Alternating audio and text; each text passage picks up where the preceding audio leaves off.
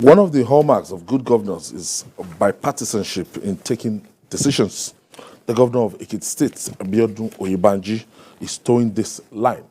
Now, Governor Oyebanji visited the former governor of the state, Segun Oni, urging him to return to the All Progressive Congress, APC, where he was the deputy national chairman before he left. The governor said his visit is in fulfillment of his pledge to personally call and visit Oni, who he described as a brother and a leader. I think dispensed of the Supreme Court case against Oyebanji. After the election, Oni went to court. Oyebanji tried to reaching out to all the stakeholders and people that he contested against and the big people in Ekiti State. So maybe he waited for this time not to say that might preempt the outcome of the court judgment. So they've gone through the tribunal, they've gone through the Court of Appeal, and then they've got to the Supreme Court, and the court has ruled in favor of Governor Oyebanji. Now is the time to come together and build the state. And Segun Oni, being the former deputy national chairman of the APC, having a very close relationship with even the president-elect, Bola Ahmed Tinubu. And I think this is a step in the right direction. Yeah, and I think Governor Oyebanji is showing that he will keep his word. I remember attending one of his campaign programs in Ado Ekiti, where he made a promise that the election for him is not do or die. And when he wins, he will personally invite all his co-contestants into his to support and participate as much as they can in his administration. And I think he started that almost immediately he was sworn in. And this current move is a step in the right direction. Knowing fully well that Segun Oni is a former governor of the state. And if you take a look at Ekiti, Segun Oni is almost the only person that is not already in the team as a former governor. Because Fayose, with his support for Asiwaju Bola Ahmed Tinubu all along and his current standings, that look, the man won the election and he should be sworn in and should be allowed to rule. He's already showing that he's not averse to the ruling party. Adebayo is in APC, is the current minister. Then immediate past Governor Fayemi is in APC. So if Oyebanji can get Segun Oni to also return home as it is, it will give his government sound footing, reduce the pressure not necessarily returning home, but working with him. With him. But he was explicit about return to APC. He told him, you are our leader. We know you. Come home. And if you look at where Segun Oni is standing, currently SDP, many people will tell you, insofar is not in PDP, it's closer home.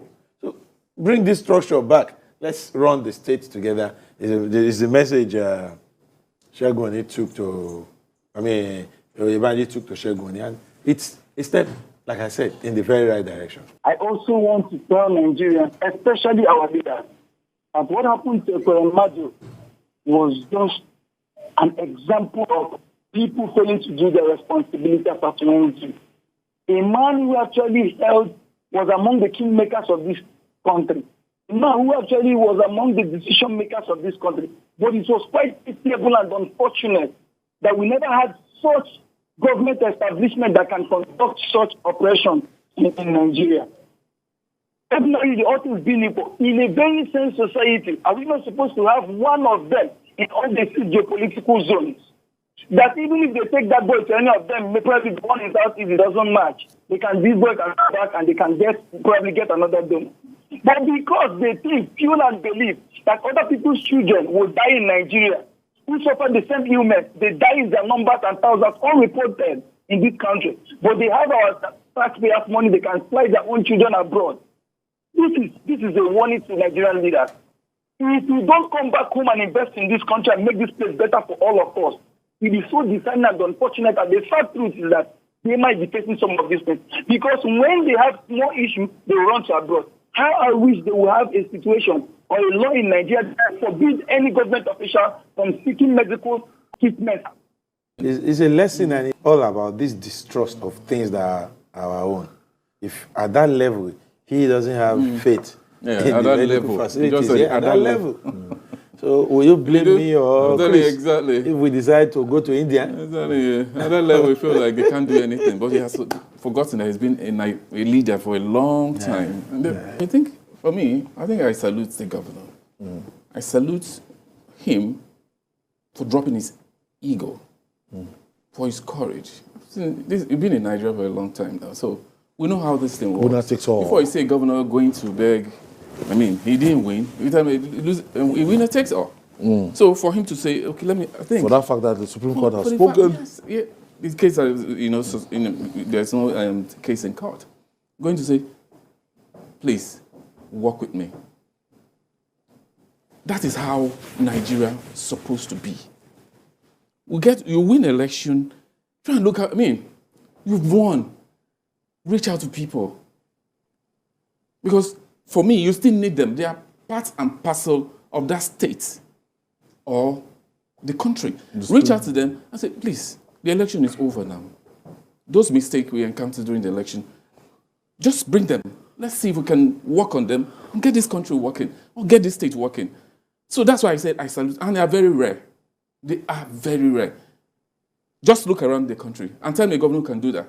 We've won. So if you like, and just go do whatever you like. I'm the governor at the moment. If a state must succeed, you need every hand on deck, both the losers and winners. And that's why I doff my heart for the governor of Ekiti State for this. And I pray a lot of them. I wish they take a cue from him. Segun Oni has been governor for Ekiti State. He was, I think, a one-time governor. And he's a gentleman. I see the two of them. I see two gentlemen coming on board.